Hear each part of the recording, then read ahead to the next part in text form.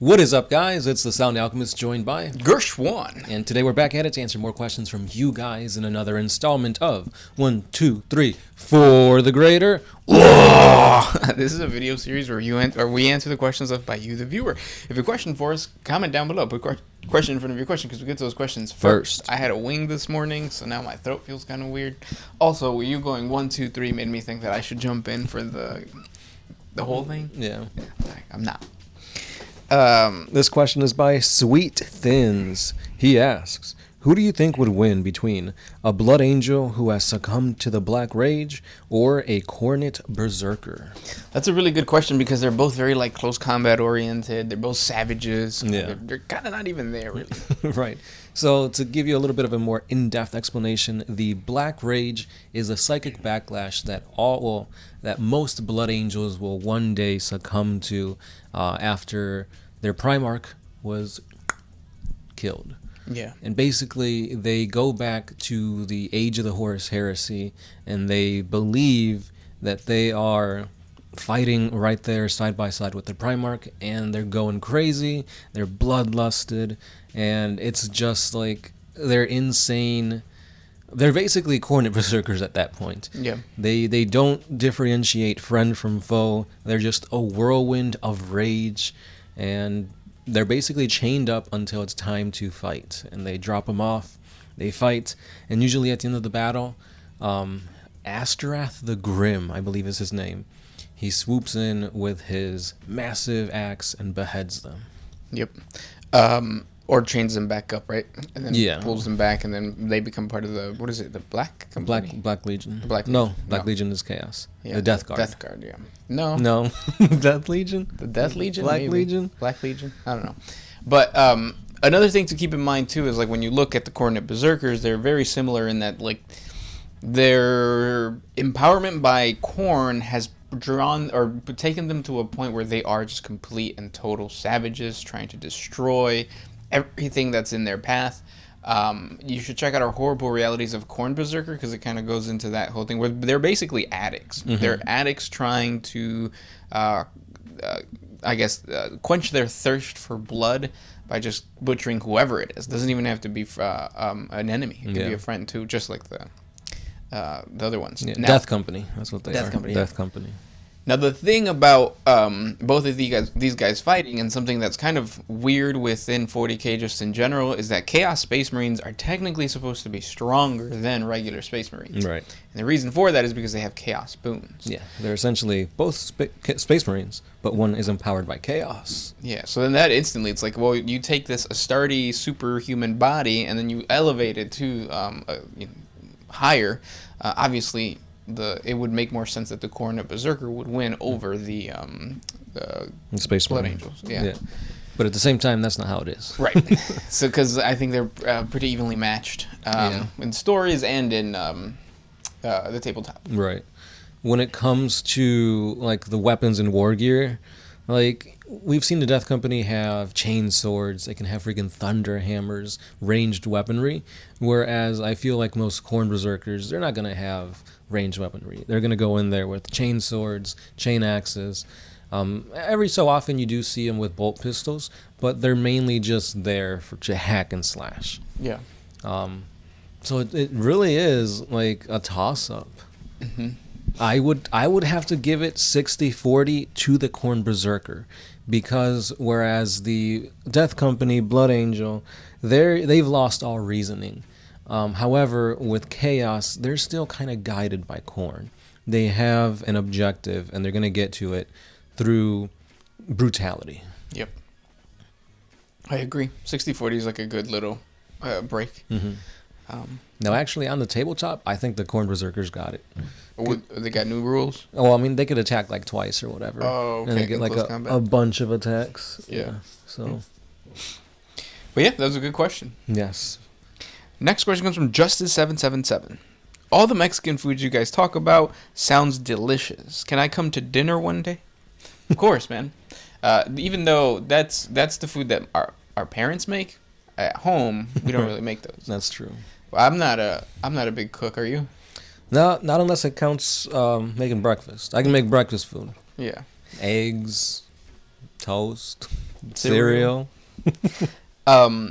I have made chiles rellenos for friends, but like I'm not the type of person that puts tomato sauce I don't put any type of sauce on my. Yeah. Yeah, it's just like that, and then with the tortilla, maybe some rice. Yeah, that's good. My mouth watered. Oof. Next question. Anath Ardayardar. Is GW trying to Disneyfy 40K to the market for the next generation of consumers? Yeah. It seems like it's going that way because when you Disneyfy something, you're making it more accessible to a greater audience, which means more income, more revenue, and that's pretty much what any company wants. And then also don't get like all upset because there's a lot of people online get upset that that's happening, but like you're missing out. You're missing on the point that it's going to become, or Warhammer 40K is going to become really popular, especially with like people like Henry Cavill talking about it, and then parents looking at it that are not part of like the UK and that kind of space, or like just people in the fandom with like Marvel, DC, and all that kind of stuff. Yeah. They'll look at this and be like, oh yeah, there is a point for my kids to like get into this because they have like Warhammer Adventures and then like all that kind of stuff. Yeah, look at these cool looking models and minis. That's why they haven't done anything for Slanesh. Yeah. This weekend we recently had a friend who's went to like a late Christmas party thing, and he was telling us that one of his uncles picked up a magazine, and the magazine comes with a No, Necron. Yeah. So then it became like that's his introduction, and now he's become a member of the community, and then it grows that way. Yeah. And those magazines are pretty like chill. Like they're not like the White Dwarves of olden days when like you have Blanchitsu stuff and that things that are very niche. Right. So yeah, it's a positive kind of. Yeah, I mean it's gonna bring more money, which means there's gonna be more stuff releasing for the game. Yeah, but it's just kind of like, will we ever get to that point where it's like Blanchitsu and really grim dark stuff and Slanesh? Those are the bloodhounds saying no, we probably won't. Yeah. Next question. Brian B says, apparently Segura has a way to defeat Slanesh for good. Do you think that'll happen? So Segura is the god of the Harlequins, the laughing god of the Harlequins. I don't think that's going to happen because I don't think they're going to kill off one of the major chaos gods. Unless, like, a Slaneshi god takes the place of one of these chaos gods. Or, like, Iniad fuses with Slanesh and makes some type of hybrid. Yeah. Also, I feel like that's an endgame thing. Oh, for sure. Something that's talked about in the lore, but we're never going to see it. We're never going to see Wolf in Times. We're never going to see, like, all that kind of stuff. Yeah. But, I mean, it makes for cool stories, cool little what-ifs. Yeah. Next question comes from Zoe Glass. Do you think the Emperor is going to keep the Astartes once the Great Crusade was over, or do you think that they were going to go the way of the Thunder Warriors? Keep in mind that at least as far as Magnus is concerned, he was going to be kept around if only to sit on the Golden Throne, screaming into the warp for eternity. Also, why would the Emperor need a Golden Throne for Magnus to sit on if he wasn't making a webway to bypass the warp? I'm not aware of the Eldar or Old Ones who had to sit... I'm not aware of any Eldar or Old Ones that had to sit on the throne to make it work. Yeah, as far as we know, the Golden Throne being of Old One technology, we don't know exactly how they used it or if it got damaged and it needed somebody to sit on it. It could just be self-powered back in the olden times. Yep. However, I forgot what I was going to say. Because there's the whole concept of like Magnus and how he was going to sit on it. Yeah. Yeah, I think that was always the case. Magnus was essentially going to be a battery to power the Astronomicon, just in case the Webway project didn't go according to plan. Yeah. So the Emperor did have like fail safes and like plan Bs, plan Cs. But yes, I do agree that the Emperor was always going to take out the Space Marines because he wanted humanity to self-rule, self-govern, and the Space Marines were just a tool to get to that endpoint. Yep. And then the other thing too, it could have been that the Emperor planned to destroy certain chapters or certain legions, but then also once the Webway portal was open and humanity had access to the Webway, who polices that? True. So like they might have had to have continued because the Emperor didn't have as much knowledge of like the webway and all that kind of stuff. So, Yeah. Quién sabe. Plans always change as they go into motion. Yeah. Next question. This one's by T-Swim92. Question. But first, Chick-fil-A chicken sandwich with Chick-fil-A sauce and their ranch is the best chicken sandwich, hands down. Plus, their waffle fries and their milkshakes are top-notch. Next time y'all go, try their milkshakes. I can't because I'm lactose intolerant, and that will fuck up my stomach. Then just try their shakes. Not the milk part. Yeah. Is there more? Yeah. He's got his actual question. Oh. He says, if you had to create a new faction for 40K, what would it be? Would you flesh out an already established Xeno race into a full army, or would you start from scratch? I think it would make a human civilization that survived from the Dark Age with most of their stuff still functioning, including the AI. That's a good question, but I'm still stuck on the fact that you said that the best spicy sandwich is Chick-fil-A. Because like the thing about Chick-fil-A is, in comparison to like Popeyes, is that there's consistency in Chick-fil-A. Mm-hmm. You can go to any Chick-fil-A anywhere and it's going to be the same thing. Yeah. Whereas with Popeyes, not always. Like some Popeyes are good, some Popeyes are bad. It really depends on the cooks and depends on how shitty service you get. The shittier you get, the better the food. Mm-hmm. So, yeah, there's that. All right, now we can move on. Moving on to his actual question. I think it'd be a lot easier to create a already established race, like the Squats. There's Zotes, the Hrud.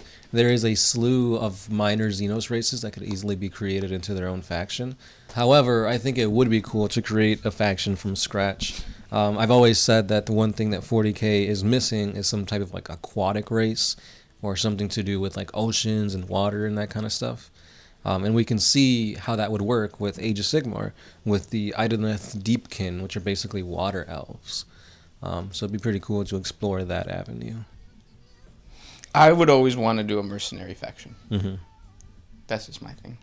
And hopefully with the Inquisition, something like that happens. Yeah. Speaking about the Inquisition, Silver Breeze says, according with the lore, the Inquisition usually mind wipes, lobotomizes, kill everyone that knows about chaos, even soldiers from victorious battlegrounds. With a chaos highway cutting half the galaxy and fucking everyone, and still holds, also isn't strange, or does that still hold? Also, isn't strange that the lore says that it is done even with Space Marines, but they always seem to know what chaos is. Yeah, some of that is just conflicting because it's old lore. Yeah. But at the same time, like an Inquisitor who goes on or attaches themselves to like an Imperial Guard regiment or some type of like battle group and they encounter chaos inevitably, they don't really have to worry about making sure that these soldiers spread the word of chaos, because they're gonna die. Mm-hmm. Like the average lifespan of an Imperial Guard soldier is very, very short. Yeah. So there's that. As far as like Space Marines and stuff like that, I think that is old lore. That is an old procedure that doesn't really hold ground anymore. Mm-hmm. Because that's kind of what happened with the Space Wolves And the Grey Knights. Yeah. So, yeah, there's that. Right. I do have to read the Grey Knight Codex to see if anything with that continues or changes. Mm-hmm. I also got to pick up the Tau Codex. I forgot that's out. Mm-hmm. But yeah. And I think also there's a sense of, like with the Inquisition, or well for us, because we're reading the lore, there's a sense that we know that these Imperial Guardsmen know of chaos, or that Chaos Space Marines know, or that Space Marines know about Chaos Space Marines, because they kind of do. Mm-hmm. But some Imperial Guardsmen might not even know who they're gonna fight or what they fought was. Right. Because like put yourself in their shoes. Like you don't know anything about demons or anything like that. You join the army, you go to war. You're not fighting like the bad, like other humans. You end up fighting demons. Mm-hmm. Like to you, that could just be aliens, like right? Xenos. Yeah. You don't know any better. So there's that too. Mm-hmm. This next one is by The Big One. Even with butthole eyes, Pete Davidson gets all the fly-ass honeys. How does he do it? I think it's because he's really tall. Mm. And he's rich and famous. Yep, that helps. Yeah. Next question comes from Rogel Khorne. Who would win between a Rune Priest and a present-day Thousand Suns and a Grey Knight? I think a Grey Knight. Well, Grey Knights are meant specifically to fight chaos demons and stuff like that. However, I'll still give it to them. Because they're specifically geared to fight the Thousand Suns. Mm-hmm. And then Rune Priests are just kind of like Rune Priests. Yeah, they're just like, I'm Like going to use the Marines. elements to fight you. Yeah. Next one. Brian Fisk. Can humans worship Gork and Mork? I mean, they could. Nothing's stopping them from. Yeah. But I mean, they're not going to get like any boons or anything out of it. Right. And then the whole thing is like, if they do, they're probably going to die because like Imperial Creed, Imperial Truth. If you have any other god except the Emperor, you are a heretic. Yep. Now, I think in Gorka Morka they might have done it. That planet. But I'm not too sure. Next question comes from... Actually... Icano? Bonjour, fellas. Why didn't the Emperor choose Rogaldorn and Perturabo to reinforce the Imperial Palace? The Imperial Fist specialized in building fortresses and the Iron Warriors in siege warfare. They could have both worked together in making a palace stronger, and Perturabo with the Legion could have tested the defenses to make sure that it was strong enough. The way the Emperor would have had the alliances of the 4th Legion and make Perturabo happy. Love your videos. Keep making them. I'll watch them. We kind of answered this already. Mm-hmm. You probably haven't seen that video, but we'll answer a quick brief one again. They both fulfill like different sides of the same thing. So one of them is obviously like for urban warfare, and then the other one is like a siege builder. Yes. So I think they kind of just crossed, because nobody's gonna like the Imperial Fist building the defenses and then Perturabo testing them wouldn't really make sense. So why would you destroy that? Right. Yeah. And it's like the whole thing about like each Primarch having a role and whatnot. I mean, yeah, it does make sense, but at the same time, you're fighting wars in space, on different planets with different ecosystems, in the warp. Like, if all you're good at is making up a strong defense, that's not tactically like suitable to preserve your Marines and to come out on top. Yeah. Because if you're just good at defending, like, you're never going to be on the offensive, and then eventually you'll get overrun. So it's like, yeah, he's a good siege builder. Yeah, he's a good like warfare fighter and stuff like that. But it's all encompassing. So Yeah. yeah. This next question comes from GC. Does anyone get any form of education in 40K? Yes. Mm-hmm. I mean, for the most part, it's a very small group, because you've got like untold billions on like certain planets just like never seeing the sun, working from the youngest age to your death. Other times you're born into a royal family and you're going into the Schola Progenia. So it depends on where you're born, but chances are most people do not get an education. Yeah. And if anything, it's just like kind of like you were saying, like a trade where you learn the trade that you were born into. Mm-hmm. Whatever manufactorum you work for or your parents worked for, you will learn how to use that machine. And by use, it's just like praying to it. Yeah. Yeah, making sure that it's working. And yeah, but it's a very oppressive society. Yes, very much so. In the space of like hive worlds and stuff like that, Mm-hmm. because at the same time, like if you go to a pleasure planet or if you go to like a feral or even a feudal planet, Mm-hmm. that whole thing changes. Right. And that's just the Imperium. Yeah. You go into the Tau, and Tau are like born into their own castes and stuff like that, and for the most part they all get educated to be better at doing their tasks based on caste. Yeah. Necrons, they don't need it because they're all soulless automatrons basically. Yep. Yeah. So it varies from species to species, race to race, etc. And those were the questions for today. If you guys have more questions for us, please comment down below. Thank you guys so much for listening and hanging out, and we will talk tomorrow. That's right. This has been the Sound Alchemist, Gersh1. and we are out.